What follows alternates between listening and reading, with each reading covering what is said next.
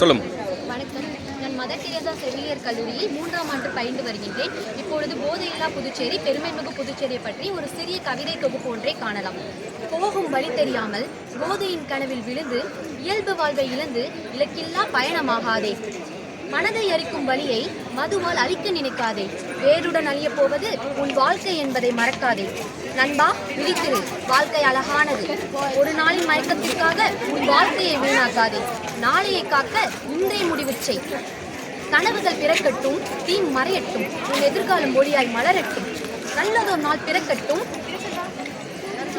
பகலில் பொன்னாக பளபளக்கும், இரவில் சந்திரன் முத்தாகும், அலைகளோ ஓசையாய் பாடும். அழகிய புதுச்சேரி வாழ்க. நன்றி. உங்க பேருமா? ஹேமாவதி. சொல்லுமா. என் பேர் ஆஸ்தெல்லா. நான் மதர் தெரேசா காலேஜில் படிக்கிறேன்.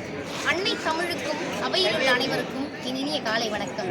இன்று நான் பேச வந்துள்ள தலைப்பு போதையில்லா புதுச்சேரி, பெருமை மிகு புதுச்சேரி. நம் புதுச்சேரி ஒரு அழகிய பூந்தோட்டம். இதில் எத்தனை மலர்கள், கடற்கரை, பூங்கா, அருங்காட்சியகம் என்று இத்தனையையும் அழிக்கும் ஒரு விஷச்செடி போதை. டாக்டர் கலாம் அவர்கள் இளைஞர்களே இந்த நாட்டின் தூண்கள் என்றார். சுவாமி விவேகானந்தர் என்னிடம் 100 இளைஞர்களை கொடுங்கள் என்றார்.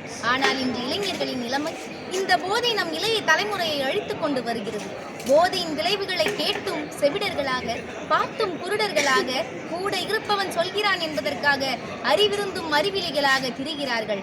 வள்ளுவர் எவன் உண்மையான நண்பன் என்று கூறுகிறார் தெரியுமா?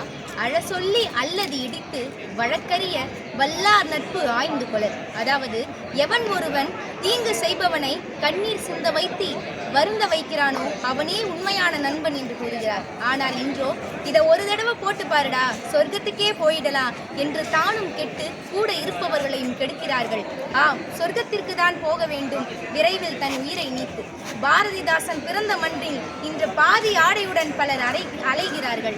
சுதந்திரத்திற்காக போராடிய மண்ணில் மதுக்கடை திறப்பதற்காக போராடுகிறார்கள்.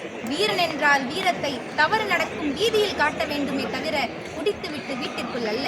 இப்படி குடிப்பவர்களிடம் ஏன் குடிக்கிறீர்கள் என்று கேட்டால் 1000 காரணங்களை சொல்வார்கள். புண்பட்ட மனதை வேறு காரியங்களுக்குள் புகைவிட்டு ஆற்ற வேண்டுமே தவிர புகைவிட்டு அல்ல. இப்படி புகையை விடுவதாலோ மது அருந்துவதாலோ நீதான் அழிந்து போவாயே தவிர உன் கவலைகள் அல்ல. நன்றி, வணக்கம்.